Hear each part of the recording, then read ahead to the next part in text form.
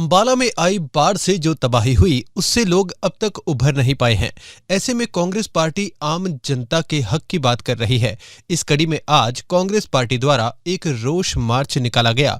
कांग्रेस नेता बलविंदर पुनिया से बात करने पर उन्होंने बताया, कुमारी शैलजा के निर्देशानुसार यह रोष मार्च निकाला जा रहा है। इससे पहले भी वे लोग डिप्टी कमिश्नर महोदय से मिल चुके हैं, लेकिन उनकी समस्या का कोई हल नहीं हुआ और आज डिप्टी कमिश्नर को राज्यपाल के नाम ज्ञापन सौंपने का काम किया जा रहा है। उनकी केवल यही मांगे हैं कि बाढ़ में जिन लोगों का नुकसान हुआ है, जिनके घर टूटे हैं, किसानों की फसलें खराब हुई हैं, उन्हें उनका उचित मुआवजा दिया जाए। देखिए, आज जो हमने रोज प्रदर्शन बहन शैलजा जी के निर्देश पे कांग्रेस पार्टी ने किया है। आप सबको पता है कि 3 महीने पहले बाढ़ आई थी, एक प्राकृतिक आपदा थी। जब बाढ़ आई, इस सरकार ने किसी का हाल चाल भी नहीं पूछा, ना कोई हाल चाल पूछने गया। हाँ, कुछ संस्थाओं ने, किसान संस्थाओं ने, कुछ राजनीतिक पार्टियों ने जो विपक्ष में हैं, हम जैसे लोगों ने जाकर इनकी मदद जरूर की, लेकिन सरकार ने इनको नहीं पूछा। और पहले भी हमने डिप्टी कमिश्नर महोदया को ज्ञापन दिया था, तो उन्होंने 1 महीने का समय मांगा था, लेकिन आज 3 महीने हो गए हैं।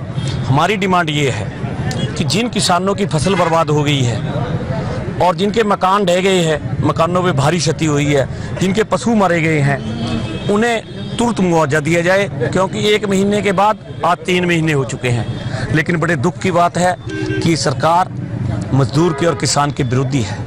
इस सरकार ने हमेशा ही लोगों को नुकसान पहुंचाया है। तो हम राज्यपाल को ज्ञापन, डिप्टी कमिश्नर के महोदय से राज्यपाल को ज्ञापन देने जा रहे हैं कि हमारी वो बात सुने और तुरंत जो बेहाल किसान हैं, बेहाल मजदूर हैं, उनको तुरंत मुआवजा दें। सर, जिस तरह के अंबाला में हालात हैं, विधायक असीम गोयल अपने आप को सर्वश्रेष्ठ बताने का काम कर रहे हैं, जगह जगह समारोह करवा रहे हैं, इसको लेकर क्या कहना चाहिए? देखिए, बड़े दुख की बात है। वैसे मैं कहना नहीं चाहता ये बातें पर्सनल किसी के, लेकिन विधायक असीम गोयल जी को शर्म आनी चाहिए।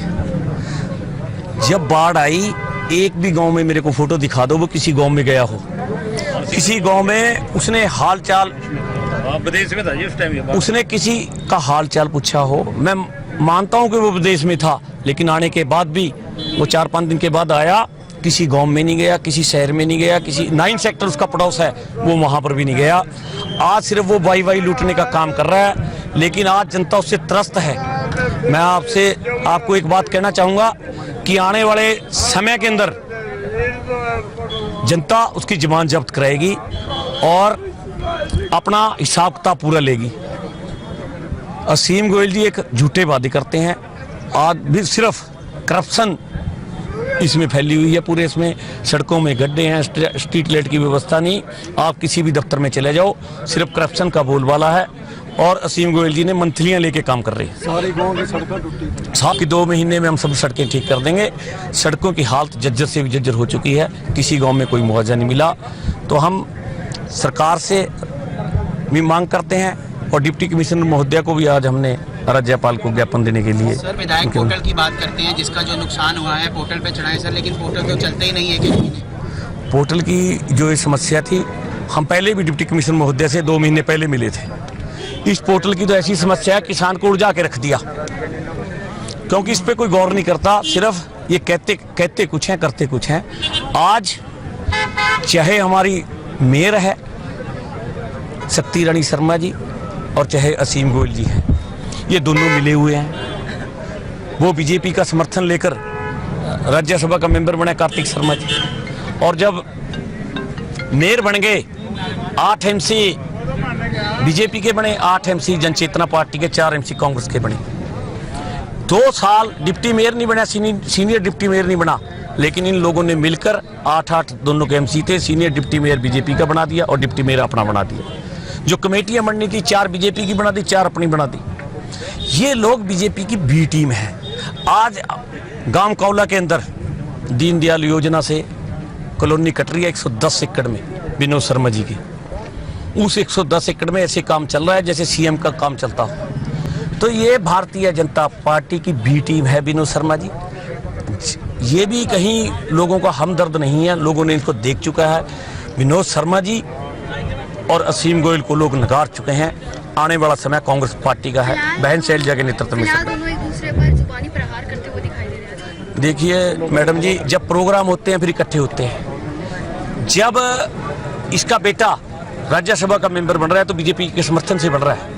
जब सीनियर डिप्टी मेयर और मेयर बनने हैं, जब दोनों मिलकर करते हैं, जब कमेटियां बनानी होती है दोनों मिलकर करते हैं। जब कॉलोनी कोला के अंदर कट रही है 110 एकड़ में, कोई 1 एकड़ में कोई काट के दिखा दे मेरे को, अगले दिन बुलडोजर आ जाएगा। 110 एकड़ में तो ये मिले हुए हैं, इससे बड़ा उदाहरण तो कोई नहीं। ये सिर्फ दोनों मिले हुए हैं, लोगों को मूर्ख बनाने का काम कर रहे हैं। आने वाला समय कांग्रेस पार्टी का है। बहन शैलजा के नेतृत्व में कांग्रेस पार्टी की हरियाणा प्रदेश में सरकार बनेगी और बहन शैलजा इस प्रदेश की भावी मुख्यमंत्री आने वाले समय में मुख्यमंत्री निगम के डिप्टी मेयर ने वहीं कांग्रेस पार्टी से एमसी पार्षद ईशू गोयल ने भी स्थानीय विधायक और भाजपा सरकार पर जमकर निशाना साधा और कहा कि जब बाढ़ आई तो लोगों का बहुत नुकसान हुआ और सरकार ने भी अभी तक कोई मुआवजा नहीं दिया। आने वाले समय में जनता भाजपा को नकारेगी और कांग्रेस की सरकारें बनेगी। आप देख सकते हो मनमोहन नगर डूब गया था, उनके पशुओं की जो है डेथ हो गई थी, कोई भी पूछने वाला नहीं है। आज वहाँ पे इतना हाल हो गया, जो पशुओं के दूध बेचकर अपना घर चलाते थे उनको रोटी के भी लाले पड़े हुए हैं। वो हमारी मंडियों में आज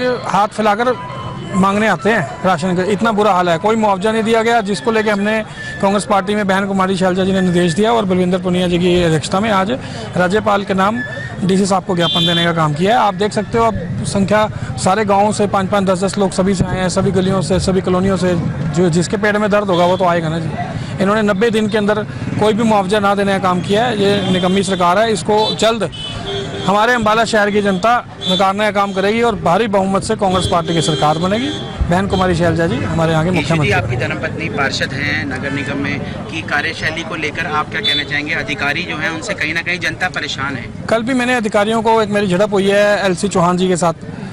हमारे वार्ड में 3 काम थे, नालियाँ ब्लॉक पड़ी थी। वो कहते जी अभी मेरे पास टाइम नहीं है। मैं कहा बाहर बोर्ड लगा दे कि एमसीओ से मिलने का टाइम नहीं है। 25,000 जनता ने चुनकर भेजा हमें, तो हमारी नहीं सुन रहा तो किसकी सुन रहा है? वो सारा कोठी के इशारे पर काम करते हैं और 2-3 चुनिंदा बीजेपी ने अपने वहाँ बैठा रखे हैं चमचे, जो उनके कहने पे काम होता है और वही काम करवाते हैं। अपने आसपास से जुड़े ऐसे ही अपडेट्स पाने के लिए देखते रहिए अम्बाला ब्रेकिंग न्यूज। हमें फेसबुक पर लाइक करें, यूट्यूब पर सब्सक्राइब करें और अपने एप्पल और एंड्रॉयड मोबाइल फोन के प्ले स्टोर से हमारी app Ambala breaking news download करें।